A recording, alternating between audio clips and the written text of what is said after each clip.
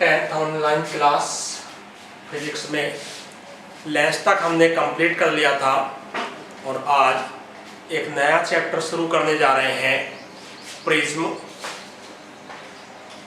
के द्वारा अपवर्तन, किस तरह से प्रिज्म कार्य करता है, ये सारी चीजें हमें सीखनी है। तो अच्छे से हम इसको सीखते हुए चलेंगे। जो हमारा लेंस तक 3 चैप्टर कंप्लीट हुए हैं, वहां तक आप अपने फेयर नोट्स अच्छे से कंप्लीट कर लेंगे। उसके बाद प्रिज्म को समझते हैं। प्रिज्म से पहले थोड़ा सा अपवर्तन देख लीजिए आप। अब अपवर्तन में क्या हुआ था, 2 माध्यम आए थे। एक आया था हमारा विरल माध्यम और एक आया था सघन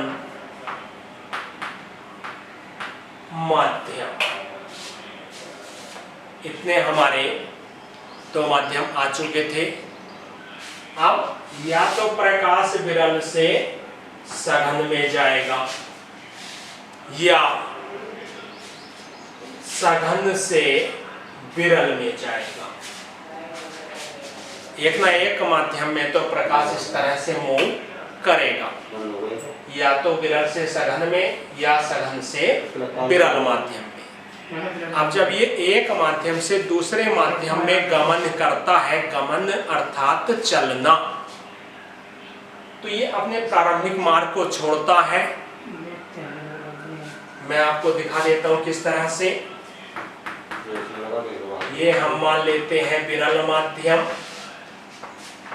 ये मान लेते हैं हम सघन माध्यम।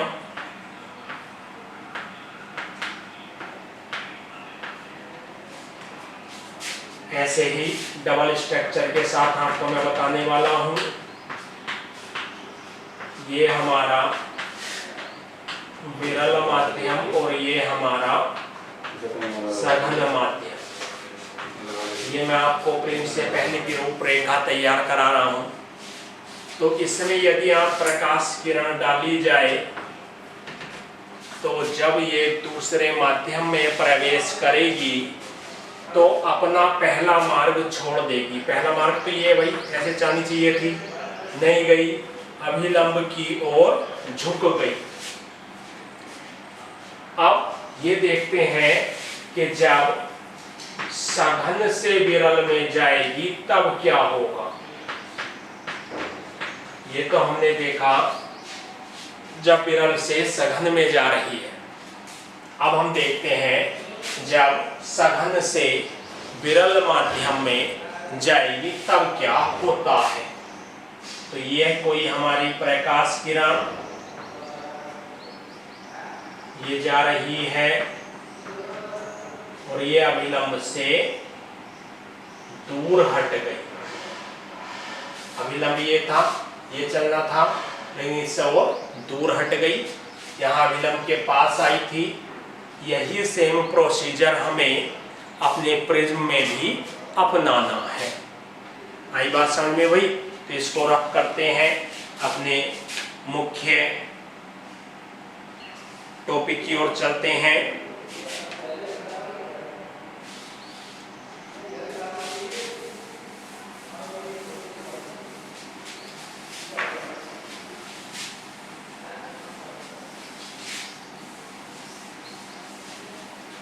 सबसे पहले बात आती कि प्रिज्म है क्या। कोई कांच की 2 समतल प्लेटें हैं। कोई कांच की 2 समतल प्लेट ले लें। एक प्लेट ये हुई, एक प्लेट ये रखी हुई है। इन दोनों को किसी कोण पर चिपका देते हैं इस तरह से। ये तो दोनों समतल प्लेट यानी दोनों समतल पृष्ठ। तो ये किसी कोण पर हमने झुकाकर दोनों प्लेटों को आपस में मिला दिया। और इसके अंदर समान रूप से कांच भर देते हैं तो उसे हम कहते हैं समांग माध्यम। क्या कहते हैं? समांग माध्यम। उसका रीजन ये हुआ, मतलब अर्थ ये हमारा कहलाता है अपवर्तक पृष्ठ। क्या कहलाएगा भाई? अपवर्तक पृष्ठ ये हमारा कहलाता है। उसी तरह से ये भी अपवर्तक पृष्ठ कहला रहा है। ये जो एंगल हमारा बना हुआ आपको दिखाई दे रहा होगा स्पष्ट रूप से, ये एंगल हमारा कहलाता है प्रिज्म कोण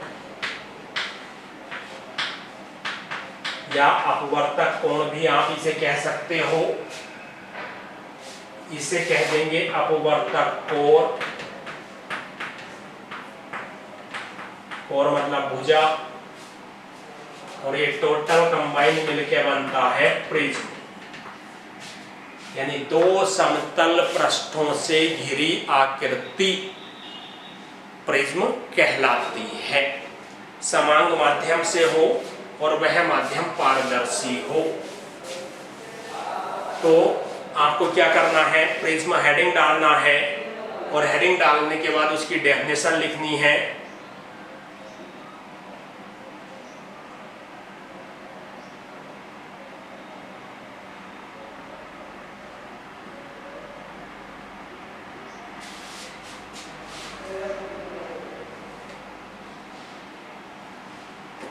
चलिए, जब आप हेडिंग डालेंगे, डेफिनेशन में आपको बोर्ड से दे देता हूं।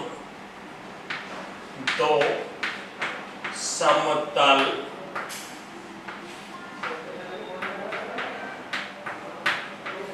पृष्ठों से किसी कोण पर घिरी आकृति को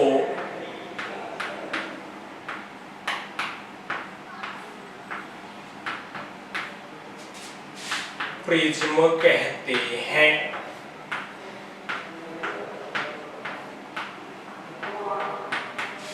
क्या कहते हैं? प्रिज्म कहते हैं। प्रिज्म कांच का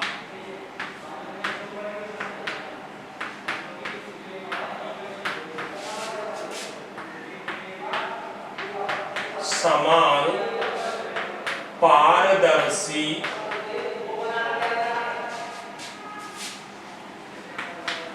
माध्यम होता है।